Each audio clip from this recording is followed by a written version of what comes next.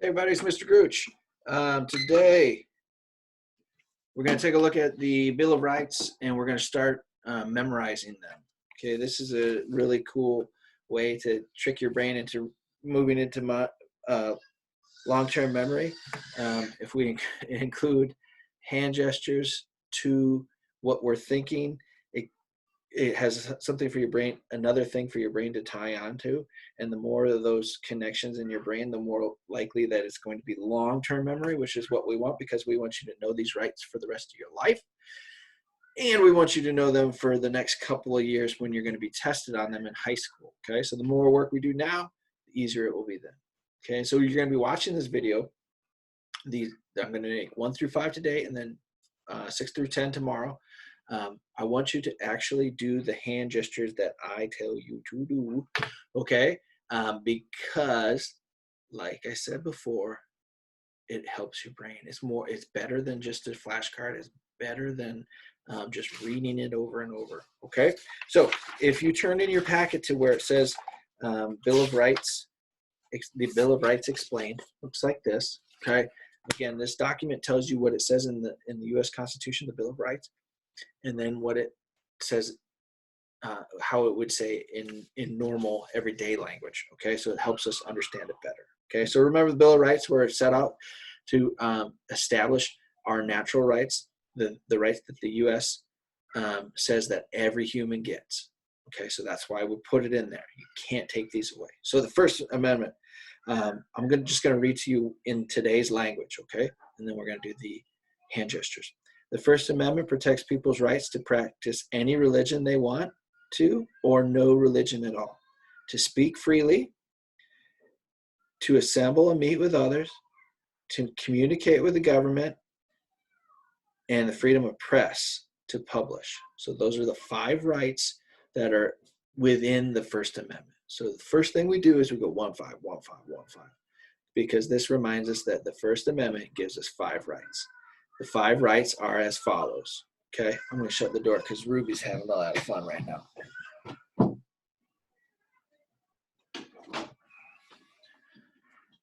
I guess it's better to be upstairs than downstairs at the Gooch house right now. Okay, so 1, 5, 1, 5. First freedom or right that we have is the freedom of speech. So you point to your mouth. Freedom of speech, freedom of speech, freedom of speech. Freedom of religion. You're going to point to a deity in the sky. Freedom of religion. And this is your religion, to the right to practice any religion or no religion. Okay? Freedom of speech, freedom of religion. Freedom of speech, freedom of religion. The next one, it says that we have the right to assemble. Okay, so we're going to go like this. Come here, assemble. It used to be illegal in some parts of the world to have more than 3 people together talking about the government. They thought you were overthrowing it. So we have the right to assemble. Okay, so come here. We want to talk about the government. Freedom of speech, freedom of religion, freedom of assembly. The next is the freedom to communicate with the government. So we actually have 2 for this, okay? Protest, so pretend you're holding your protest sign. It's still a number 1 because it's the First Amendment. Protesting, right? Heck no, we won't go. And petition, you're going to sign something, okay? A petition is so we want to outlaw Brussels sprouts in the school cafeteria. You write that down, a bunch of people sign it, right? The petition tells you that, hey, the government should take a look at this thing. We have thousands of people that sign it. Okay, so that's your way to sign it. The former President Obama had a petition online, and it was if you got 10,000 signatures, that the government would respond to it. Okay, one of the most famous during his time was somebody signed or started a petition to deport Justin Bieber. So 10,000 people said, yeah, let's send Justin Bieber back to Canada. 10,000 people signed it, petition, right? The government said, hey, although we don't necessarily like his music, he is welcome here. And so that's their response. So petition doesn't mean that we have the right to change what the government does. It means the government needs to look at it. Okay. And then the 5th part is the freedom of press. Freedom of press. So you see what I'm doing? I'm pressing my finger into my palm to remind me that the press, newspapers, online or written, anything in the media, news stations, right? Any of that, they have the freedom to publish what they want. Okay, so let's go over it again. Freedom of speech, religion, assembly, petition, protest, and press. Okay, the Second Amendment, put your hand like this, points a gun, right? 1, 2 reminds me it's the Second Amendment. The Second Amendment says the Second Amendment protects the right to own guns. There's a debate whether the right protects the state or the right protects individuals. So the way that this has been interpreted by the U.S. Supreme Court is that I can have any gun, basically any gun that I want, under my Second Amendment right. The government cannot take that away from me. This is a big one, right? Lots of people debate this. So second one, the right to bear arms. That's what this means. Okay, in order to form a more well-regulated militia is how it starts. Okay, so they said that in order to start like an army or a group of citizens, remember from yesterday's article, the British government took away the colonists' weapons, and so that's why the Second Amendment's in there, so that the government does not take away the guns. Third one, go like this. This one has a sound effect. Okay, Third Amendment, 3 little soldiers all in a row. 3 little soldiers all in a row. That's not the amendment, but that's going to help you remember it. 3 little soldiers all in a row. It used to be that the government, the Quartering Act, said that the redcoats living in the British colonies had to be housed by the British colonists. So if I was a redcoat and I didn't have a place to stay, the British colonists had to pull me into their house and many times give them food and water and a place to stay.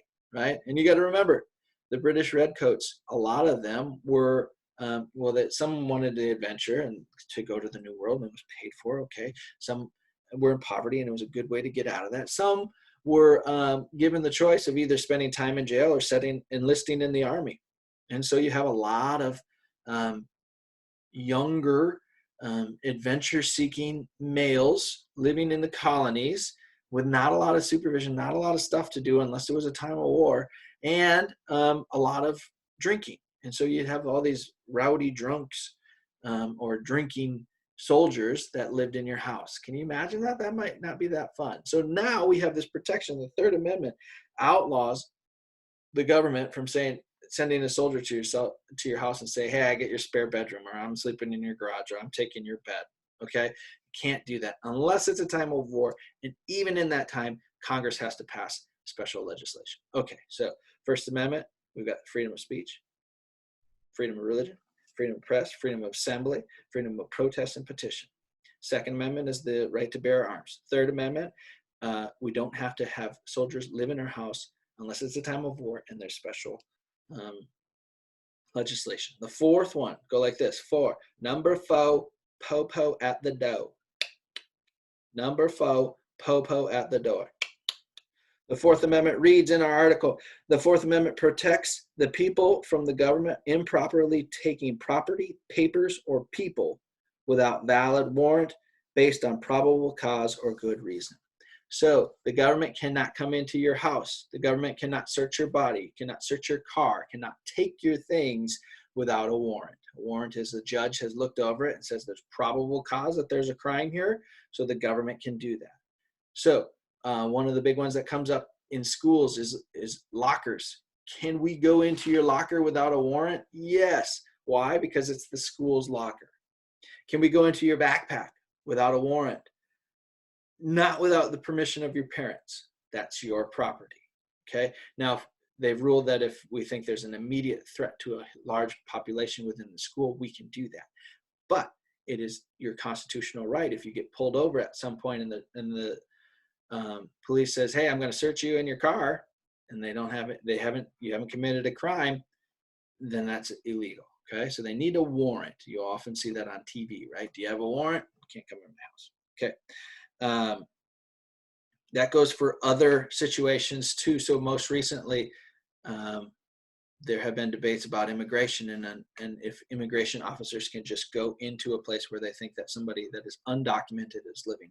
They can't. They still need the warrant to come into any area that is not their own. The Fifth Amendment, Okay, the Fifth Amendment's a lot, and we'll get into it in the reading for tomorrow. But the Fifth Amendment, we're going to go like this. 5, you're going to go once over your mouth, and then you're going to go twice. Okay, because there's 2 parts. So you take 5, once over your mouth, second part.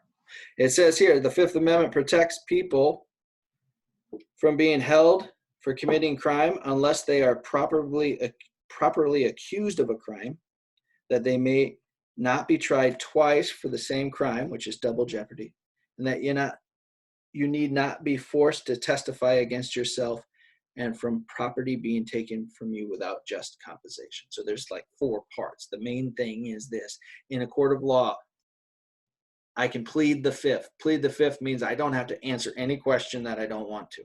Okay, aside from like, hey, what's your name? Okay, if it's getting in the way of the justice system functioning, you have to do it. But if I'm on trial for stealing 1,000 popsicles, and they say, did you steal 1,000 popsicles? I can say, I plead the fifth. It means I don't have to answer that. Okay. The second part, this is what we call double jeopardy.